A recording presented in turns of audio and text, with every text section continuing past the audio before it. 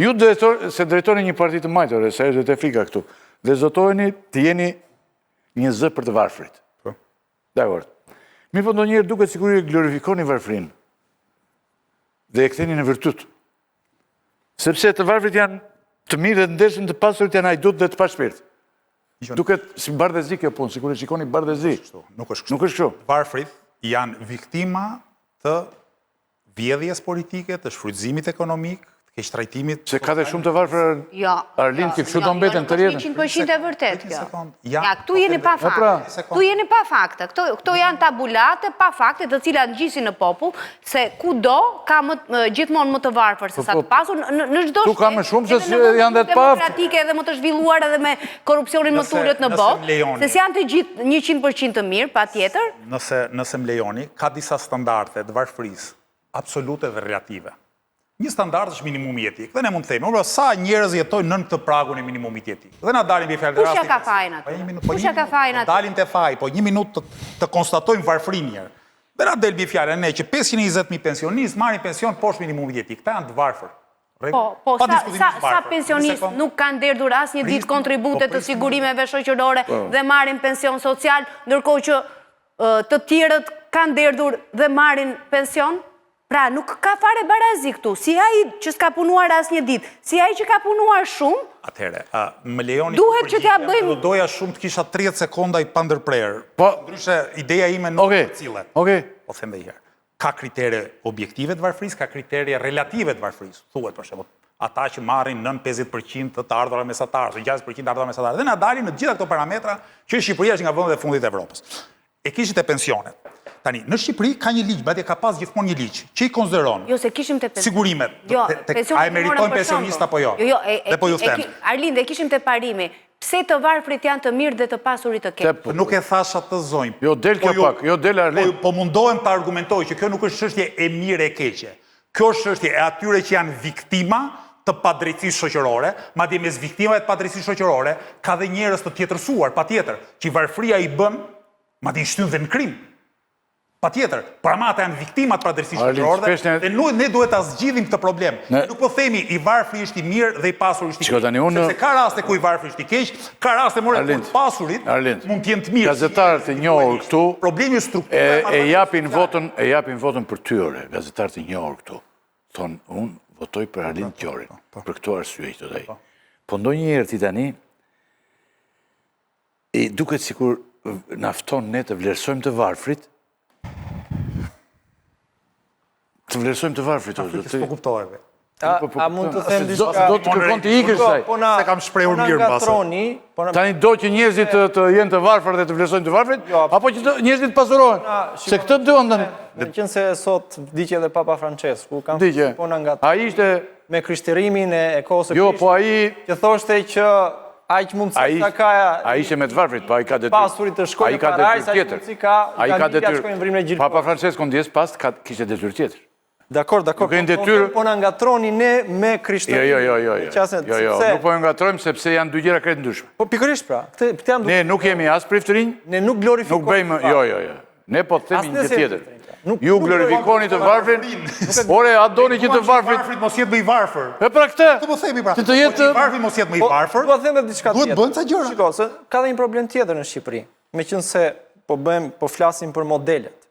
Dhe problemi shumë i madh që ka Shqipëria është që këtu është ngritur modeli që idealizohet fatkeqësisht nga trind, që është modeli i pasanikut, i gangsterit, i atij që del me makinë luksoze në rrugë dhe tregon pasurinë e tij.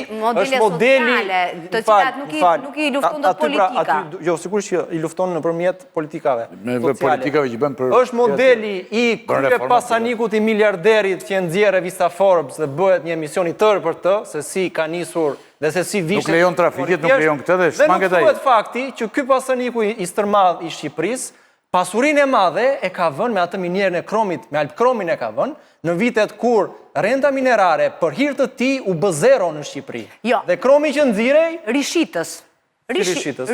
Po pra, me koncesion që merrte kromin dhe shiste. Jo, merrte televizor fillimisht dhe shiste, dakord jemi dhe për çështjen e. Tani kur u bë oligark dhe kur u bë miliarder, për këtë moment themi, dhe këto nuk përmenden askud, madje bëhen dhe kronika televizive, që shkohet aty dhe tregohet kushtet perfekte, dhe fshihen fakte që aty vdesin minator. Pra, ky është një model shumë problematik. Dhe modeli që ne e sfidojmë, dhe modeli që duam t'japim ne, është që ne themi që jemi pikërisht në anën e grupimeve sociale të nëpërkëmbur. Ne nuk kemi turp të marshojmë as me punëtorët, as me të varfrit, as me pensionistët, as me studentët, po nga ana tjetër nuk është se vishemi me recka dhe me sandalle.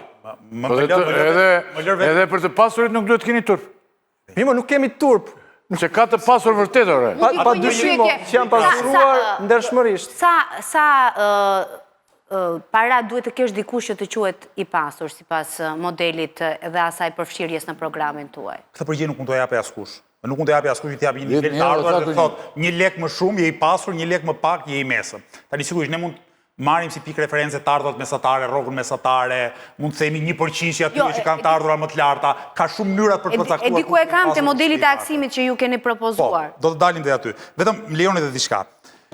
Ylli.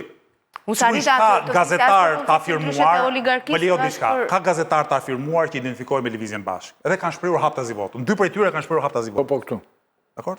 Po. 2 kolegët. Jam i qartë. E kanë shprehur hap të votë. Mirë po, shtrohet pyetja. Pse mes gazetarëve të shquar dhe të mirë paguar kanë përshtypjen? Një pjesë mund t'i quajmë në mos të pasur të mirë paguar. Të mirë paguar. Themi të mirë paguar, janë 2 që thonë do votoj për Lëvizjen Bashkë. Ku kanë përshtypjen? Po të pyesim kameramanët tuaj, gazetarët e thjesht terrenit, do jenë më shumë se 2. Më kupton? Dhe kjo është arsyeja pse idetë tona kanë frikë se mos janë më pak. Besoj që do jenë më shumë. Unë i vlerësoj patjetër gazetarët e mirë paguar që te i kalon pozicionin e tyre sociale dhe thonë unë jam me drejtësi. Madje ata janë për të vlerësuar 2 fish. Sepse një farë kuptimi shkojnë edhe kundër interesit tyre imediat. Sepse me Lëvizjen Bashkë mund paguajnë çik më shumë taksa. Por ama, keni parasysh diçka. Kur ne flasim për të varfër, vetëm për të varfër, po edhe shtresat e mesme. Ne po flasim për shtresa shoqërore, të cilave u intereson ndryshimi. Më kupton? Pashtrojmë pyetjen. Kujt i intereson që Shqipëria transformohet? Kujt i intereson më shumë? Se mund të themi edhe të gjithëve, në të gjitha shtresat. Por ama, sa më i varfër ti je, ose sa më shumë ti përkasësh stresës mesme, aq më shumë pëson pa drejtësi dhe aq më shumë ka interes që gjërat ndryshojnë. Prandaj ne mesazhin e parë u japim punëtorëve të varfërve shtresës mesme dhe identifikohemi më shumë me ta se sa me shtresat e tjera shoqërore. Çdo politik është një mënyrë për të vendosur përparësinë shoqëri. Qofse ju gjeni një politikan që thotë, unë jam me gjithkënd, unë jam me gjithkënd, unë jam me gjithkënd, është duke gënjur. Se në shoqëri duhet të mbash anë. Nuk mund t'japësh të njëjtin mesazh, me të njëjtin impakt, me të njëjtin intensitet, ndaj çdo kujt. Edhe një ka mund të hyrë, ose foto, po. Shko, kjo është thjeshtëzim i madh, e kupton, dhe për ne pavarësisht të mirë paguar, të keq paguar, të mes paguar, domethënë është sfidë për inteligjencën që të dëgjojmë përsëritjet pafundme në versione të ndryshme të njëjtës fjalinë emi me të varfrit e me punëtorët. Domethënë, okay, mund të jetë tërheqëse elektoralisht, qoftë edhe për këta 2 kolegët, nuk e di se janë të paguar.